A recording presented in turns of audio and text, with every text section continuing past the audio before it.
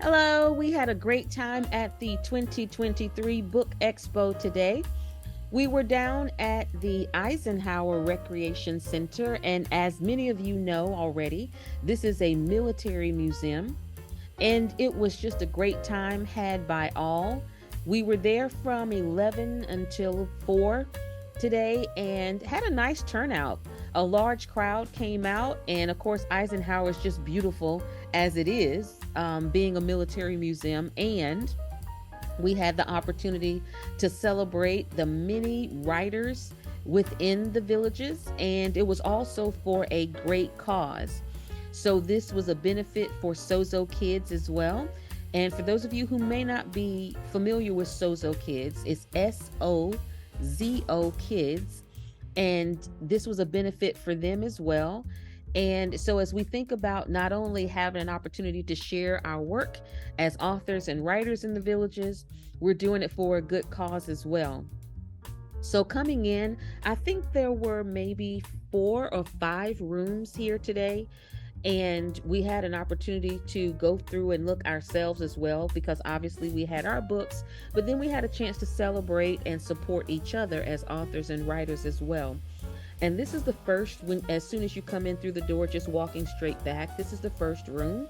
And as you can see, each of these rooms was packed to the rim with wonderful authors and their works. And you got a wave there, authors and their works, but then also just the stories and hearing some of how different authors got into writing. We also had a great raffle there that you see with some of these beautiful baskets. So someone's definitely going to be happy based on who won today. I didn't see, I think there were still a couple winners to be announced when we were done.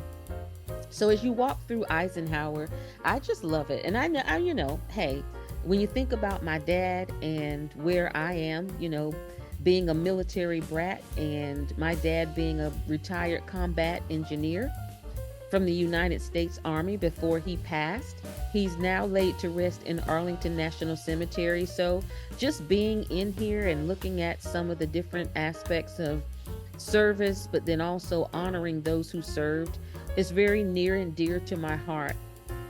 And now this is the largest room that we had for the day. And I think there were 100 authors total in all of the different rooms. And again, it was just a great time to see and celebrate those that write and have a passion for words in the villages and in the surrounding areas. And we also had a great time to connect with those who have aspirations to become writers. So there were lots of conversations and tips that were shared, and also just making some contacts and connections with those that are in the industry, from aspiring authors who are ready to write their book and tell their story. And that was really nice to hear. And it was just a lot of nice people coming in. And we also had a chance to hear from a couple speakers from throughout the day. And we had a chance to share some of our experiences depending on the room that you were in. We kind of made our own community within our respective rooms. And so it was really a nice time by all. And the other thing that we had an opportunity to do was they actually had 3 speakers that came in to address the group. And I know that many that had a chance to go listen to the speakers really enjoyed that as well. So if this is something that interests you, you may want to look it up. It's called the Book Expo, and it is an annual event here in the villages. And this is the final room that I'll show on this video. This is the room that I was in.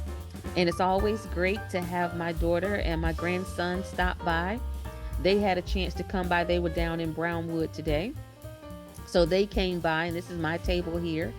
And, it was great. I have to say, though, I was surprised at the amount of traffic that came through. I guess I shouldn't say that because it's my first time there, but I was. It was a pretty large crowd.